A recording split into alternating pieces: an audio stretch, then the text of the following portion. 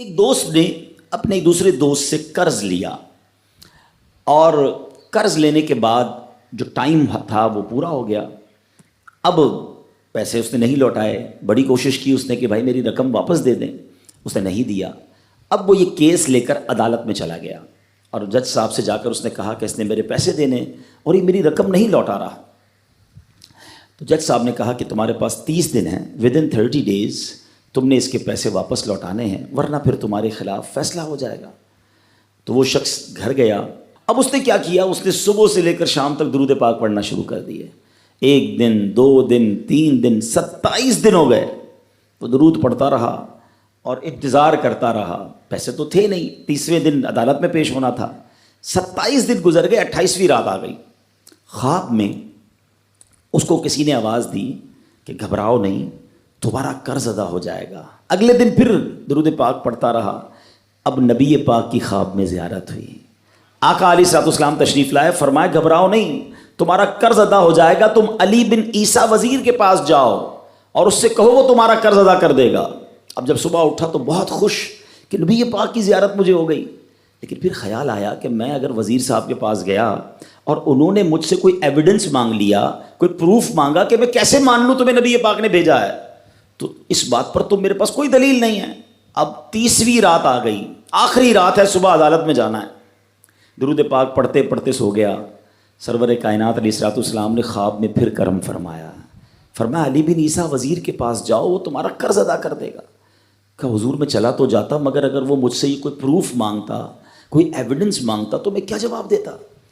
پیارے آقا علیہ الصلوۃ والسلام نے فرمایا کہ ایسا کرو, اسے یہ کہنا کہ آپ کا ایک راز ہے جو آپ جانتے ہیں اور رب جانتا ہے, اور وہ راز یہ ہے کہ آپ روزانہ فجر کے بعد 5000 بار درود پاک پڑھتے ہیں, اور جب تک درود پاک مکمل نہیں ہوتے آپ کسی سے بات نہیں کرتے. اب جب صبح اٹھا تو بہت مطمئن کہ اب تو دلیل بھی آ گئی ہے. پہنچ گیا صبح علی بن عیسیٰ وزیر کے پاس. اس کا دربار لگا ہوا ہے. اس نے پیغام بھجوایا کہ میں علی بن عیسیٰ وزیر صاحب سے اکیلے میں ملنا چاہتا ہوں, پیغام لایا ہوں. درباری نے آ کر پوچھا, وزیر صاحب پوچھ رہے ہیں کس کا پیغام لایا ہو؟ کہا میں نبی پاک علیہ الصلوۃ والسلام کا پیغام لایا ہوں. فوراً وزیر صاحب نے بلا لیا. کہا فرمائیے. کہ مجھے میرے آقا علیہ الصلوۃ والسلام نے کہا ہے کہ آپ میرا قرض ادا کر دیں. میں 3000 دینار کا مقروض ہوں. Today is the last day in the court. آج مجھے کورٹ میں پیش ہونا ہے. اگر آج میں نے اپنا قرض ادا نہ کیا تو مجھے جو ہے وہ سزا ہو سکتی ہے. علی بن عیسیٰ کہتا ہے میں بالکل آپ کا قرض تو ادا کر سکتا ہوں, مگر مجھے کیسے پتہ چلے, کوئی دلیل ہے, کوئی پروف ہے کہ آپ کو نبی پاک علیہ الصلوۃ والسلام نے بھیجا ہے؟ کہتا ہے ہاں, خالی ہاتھ نہیں آیا, آقا نے دلیل بھی عطا فرمائی ہے. اچھا بتائیے کیا دلیل ہے؟ کا دلیل یہ ہے کہ آپ کا ایک راز ہے جو صرف آپ جانتے ہیں اور آپ کا رب جانتا ہے. 5000 ٹائمز ڈیلی آپ درود پاک پڑھتے ہیں فجر کے بعد, اور جب تک یہ درود پورے نہیں ہوتے آپ کسی سے بات نہیں کرتے. آپ ذرا پہلے تھوڑی دیر کے لیے امیجن کریں کہ جو وزیر 5000 بار روز درود پڑھتا ہوگا وہ عاشق رسول کیسا ہوگا. اس کی تو لاٹری نکل آئی نا, وہ تو خوشی سے جھوم اٹھا, کہتا مرحبا یا رسول اللہ, میرے درود پاک قبول ہو گئے, بہت خوش. اب ابھی بیٹھے ہیں آپ, کمرے میں گیا, واپس آیا اور 3000 نہیں 9000 دینار لے کر آیا. کہتے 3000 تو نبی پاک کا حکم, مرحبا یا رسول اللہ, 3000 اور لیجئے, آپ نے اتنی اچھی خبر مجھے سنائی, اتنا پیارا خواب سنایا, آپ کے قدم میرے گھر تک آئے, اور 3000 مزید لے جائیے, اس سے اپنے بچوں کے لیے کوئی کاروبار شروع کیجئے, اور ایک وعدہ بھی کیجئے, زندگی میں آئندہ جب بھی آپ کو کوئی ضرورت پڑے گی نا, آپ میرے پاس آئیں گے, میں آپ کا بھائی ہوں. اب یہ دیوانہ بڑا خوش ہو کر عدالت پہنچا. اچھا everybody expecting over there, سب یہ سوچ رہے تھے کہ یہ اس نے آج گرفتار ہی ہونا ہے, کیونکہ تھا ہی کچھ نہیں اس کے پاس, پہلے ہی کہہ دیا تھا کہ میں کولیپس ہو گیا ہوں. اب عدالت میں جاتے ہی اس نے 3000 دینار جج صاحب کو دے دیے کہ صاحب اس کا میرا قرضہ ادا کر دیں, میں جو ہے وہ اپنے قرضے سے بری ہونا چاہتا ہوں. جج صاحب ہوتے ہیں, انہوں نے کہا قرضہ تو ادا کر دیں گے, پہلے بتاؤ پیسے لائے کدھر سے ہو؟ تم تو کہتے تھے پیسے نہیں تھے تمہارے پاس, اتنی بڑی رقم کیسے انتظام کی؟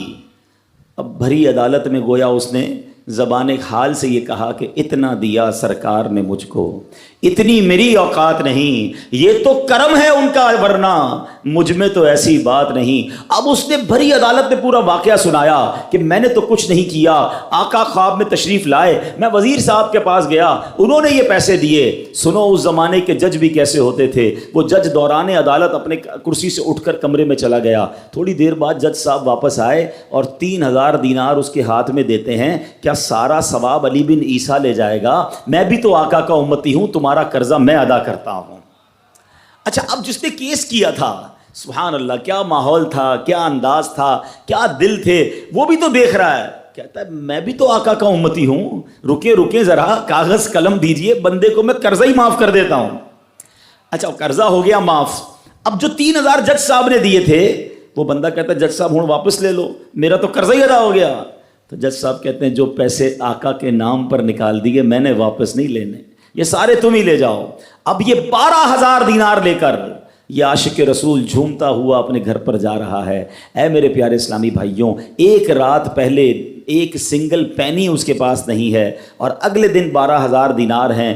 درود پاک وہ وظیفہ ہے جو دل سے پڑھا جائے تو سبحان اللہ یہ مصیبتوں کو ٹالنے والا وظیفہ ہے، یہ پریشانیوں کو دور کرنے والا وظیفہ ہے۔ اور یہ میں نہیں کہہ رہا، خود سرور کائنات علیہ الصلوۃ والسلام کی حدیث ہے جس کا مضمون ہے کہ جو پریشانیوں میں ہو، جو مصیبتوں میں ہو، اس کو چاہیے کہ مجھ پر درود پڑھے، کہ درود پریشانیوں کو لے جاتا ہے، مصیبتوں کو لے جاتا ہے۔ ایک شاعر نے کیا خوب لکھا ہے، اور واقعی حق لکھا ہے، ہر درد کی دوا ہے صلی علی محمد، ہر درد کی دوا ہے صلی علی محمد، تعویذ ہر بلا ہے صلی علی محمد۔ تو ہمیں چاہیے، خاص طور پہ ربیع الاول کا مہینہ ہے، کثرت سے درود پاک پڑھیں۔